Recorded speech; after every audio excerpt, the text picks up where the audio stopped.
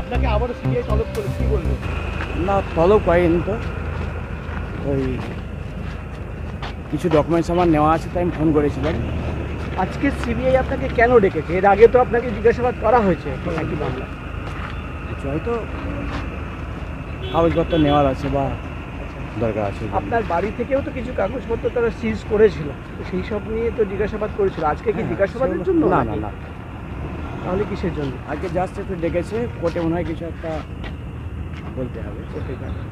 এই বিষয় নিয়ে আপনি কিছু জানেন? এই যে প্রাথমিক নিয়োগ দুর্নীতি হলো, এই দুর্নীতি নিয়ে আমার তো তদন্ত করে কিছু পাইনি। তদন্ত করার অধিকার আছে, তদন্ত করেছি, হচ্ছে এখন।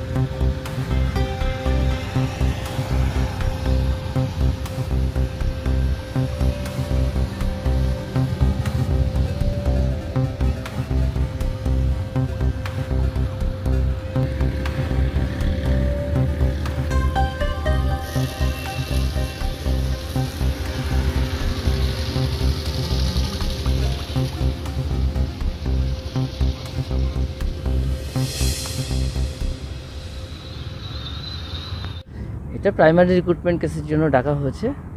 অ্যাকচুয়ালি যতদূর মনে হচ্ছে আজকে সাক্ষীর জন্যই ডাকা হয়েছে, উইটনেস। এর আগেও যারা উইটনেস দিতে চেয়েছিল তাদেরকে এখান থেকে কোর্টে নিয়ে যাওয়া হয়েছিল, কনসার্ন কোর্টে। সম্ভবত আজকে কোর্টেই ওকে নিয়ে যাওয়া হবে উইটনেসের জন্য।